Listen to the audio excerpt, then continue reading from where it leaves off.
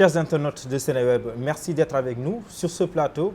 Avec nous également Diary Sow, elle est auteure de ce livre Sous le visage d'un ange. Je vous le rappelle, elle a été Miss Science en 2017, en 2018 et en 2019. Elle a été meilleure élève du Sénégal, c'était à l'issue du concours général.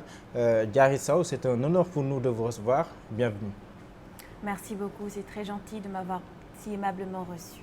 Voilà, donc je l'ai dit à l'entame de mon propos, le motif de cette invitation, c'est ce livre que vous avez sorti, Sous le visage d'un ange. Pourquoi ce titre d'abord? C'est un titre qui me parlait, c'était une expression qui vraiment avait un sens, qui me semblait assez opportun pour ce que je voulais dans mon roman. Et c'est un livre aussi, c'est un titre qui représente plein de choses. Notamment dans la mesure où ça résume un peu l'histoire, où ça raconte dans une expression toute simple ce qui se trouve dedans et montre au lecteur qu'il ne faut pas se fier aux apparences, que le livre déjà en tant que tel apparaît sous un visage qui n'est pas le sien. C'est tout rose, genre œuvre de jeune fille. Toute jeune, enfin voilà, et ça peut donner lieu à des préjugés qui ne sont pas vraiment fondés. Et quand on se plonge dans le roman, on découvre une toute autre histoire, un tout autre style. Et le titre, pourquoi aussi? Parce que le personnage principal est apparu sous le visage d'un ange au personnage masculin, Karim, qui ne sait pas en fait qui elle est, qui la voit telle qu'elle paraît être, mais n'est pas en réalité.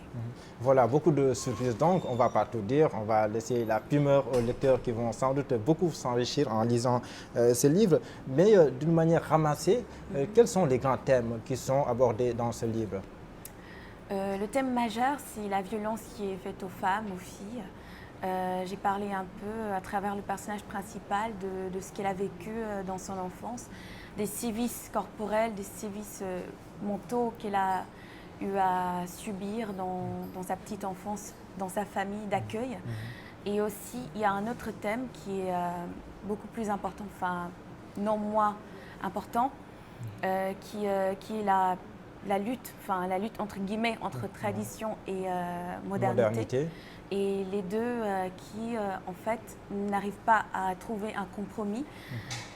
J'ai aussi parlé de la politique, des thèmes comme la pauvreté, des thèmes comme l'amour. Il y en a à foison dans le roman, mais c'est à peu près les thèmes qui ressortent. Justement, je sens une sorte d'aventure ambiguë entre la tradition et la modernité. Ce livre, vous vous êtes inspiré de votre entourage immédiat, vous vous êtes inspiré de quoi exactement? Je me suis d'abord inspirée de mes lectures, de mon imagination. Et oui, il entre dans ce roman des choses que j'ai dû vivre inconsciemment ou consciemment. Il va sans dire que mon entourage, ma façon de penser, ma façon de voir le monde et surtout ma façon de percevoir les gens autour de moi sont entrés en ligne de compte quand j'ai écrit. Voilà. Depuis combien de temps? Cela vous a pris combien de temps l'écriture de ce livre? Ça m'a pris à peu près 3 ans pour l'écriture, quand je me suis mise sérieusement à écrire, quand je me suis mise à fond dans ce projet. Mais en fait, l'écriture de ce roman date de bien avant, quand vraiment ces histoires ont commencé à vivre dans mon esprit, où ça a commencé à prendre forme. Mais c'est il y a 3 ans que là, vraiment, je me suis dit que ça mérite d'être publié. Et c'est ce qui est la raison principale de votre retour temporaire au Sénégal, ou bien c'était une autre raison qui vous avait poussé à revenir au Sénégal? Je suis revenue au Sénégal pour diverses raisons, dont la promotion de mon livre, bien évidemment. Mais il en est une qui est beaucoup plus importante pour moi, c'est dans ma vie privée, qui est le décès de mon papa, qui est mort très récemment. Nos condoléances alors. Merci beaucoup. Je suis revenue surtout pour ça, pour une sorte de retour aux sources et pour savoir aussi comment allait ma famille avant de pouvoir être d'attaque pour l'année prochaine. La cérémonie de dédicace s'est tenue il n'y a pas longtemps. Quels sont les retours que vous avez après la publication de cet ouvrage? La cérémonie de dédicace, effectivement, elle est assez récente. Et après cela, je me suis rendu compte qu'en fait, il y avait plein de monde qui ne savait pas encore que j'avais publié un roman. Ça a quand même boosté les ventes et ça a permis aussi à plusieurs personnes de découvrir qu'il y avait un roman, une romancière qui était née et une nouvelle plume au Sénégal. Ça m'a vraiment fait de la publicité et j'en suis reconnaissante à tous les gens qui m'ont aidé pour l'organisation de cette cérémonie qui a été une réussite malgré les circonstances assez difficiles. Je le disais à l'entame également de mon propos, en 2017, vous avez été Miss Science, une scientifique, mais très littéraire aussi. Ouais. Qu'est-ce qui explique, disons, cette transversalité?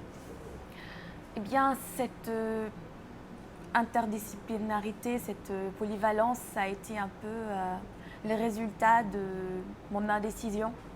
Je dis indécision parce que j'ai toujours été incapable de choisir entre les matières. Il y avait toutes ces matières qui me passionnaient également, qui me passionnaient d'une façon vraiment intense et sans inégalité, disons. Et puisque j'étais incapable de faire mon choix, je les aimais toutes et je me donnais à fond dans toutes les matières. Et c'est ce qui a fait naître en moi ce désir de toujours être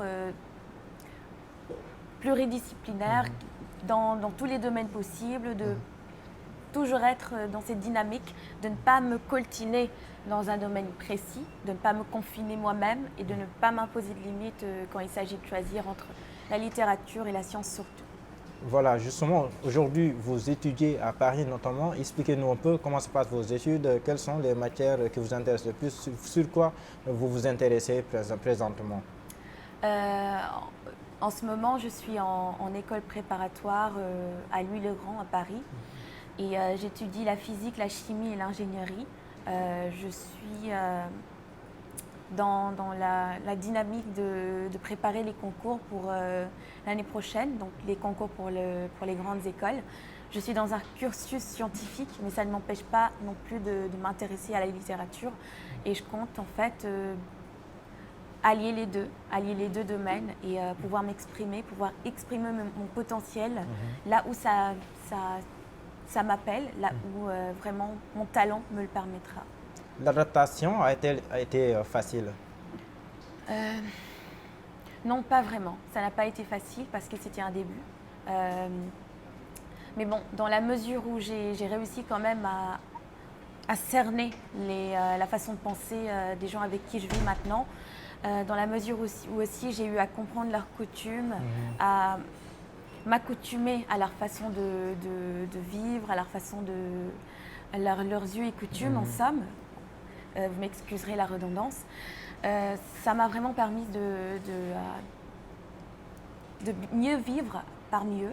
Et qu'est-ce qui vous a le plus marqué dans cette différence-là de manière de vivre, l'art de vivre à la française est sans doute différent de l'art de vivre à la sénégalaise? Tout à fait. Qu'est-ce qui vous a le plus marqué? Il y a la différence de culture déjà, c'est très différent. Il y a cette culture au Sénégal, cette culture de la teranga déjà qui est quasi inexistante, sans jugement bien sûr, en France et dans le monde occidental. Il faut dire que le peuple sénégalais est un peuple assez spécial quand même, avec des us et coutumes qui sont uniques en leur genre. Et c'est pas facile du tout quand on sort d'un pays aussi accueillant, aussi joyeux, enfin aussi vivant, vivant c'est le terme, de se retrouver dans un milieu où vraiment c'est la précipitation qui règne, c'est la frénésie presque. Ouais. Et la course contre la montre. Exactement. C'est la première chose qui m'a choquée, entre guillemets, parce que je me disais en fait que je me posais des questions. Je me demandais pourquoi tout le monde courait toujours, pourquoi il n'y avait pas un moment de libre, pourquoi il n'y avait pas tout le temps des gens qui se posaient, qui prenaient le temps de discuter autour d'un thé ou bien sous l'arbre à pas l'arbre, je ne sais pas moi, c'est une grosse différence en tout cas. Voilà, nous faisons cette interview dans un contexte marqué par la pandémie de Covid-19. Justement, quelle est la perception que vous avez de ce virus qui est venu tout chambouler? C'est assez regrettable qu'on ait eu à vivre ce genre de situation. Et on en est au point où vraiment, il faut vraiment qu'on réfléchisse, surtout avec les conséquences du coronavirus, des conséquences qui nous ont permis de réaliser en fait que le monde, il est un, il est connecté, nous sommes unis, nous sommes interliés, nous sommes vraiment interconnectés. Et ce qui arrive dans un lieu précis aura toujours des répercussions là où l'on vit, même si on se sent à l'abri. Et donc c'est cet effet domino qui s'est passé. Enfin, on se rend compte en fait que le monde a vécu cela sans préparation, sans vraiment savoir que cela allait bouleverser plein de choses et nous permettre de réaliser que nous ne sommes pas prêts pour certaines choses.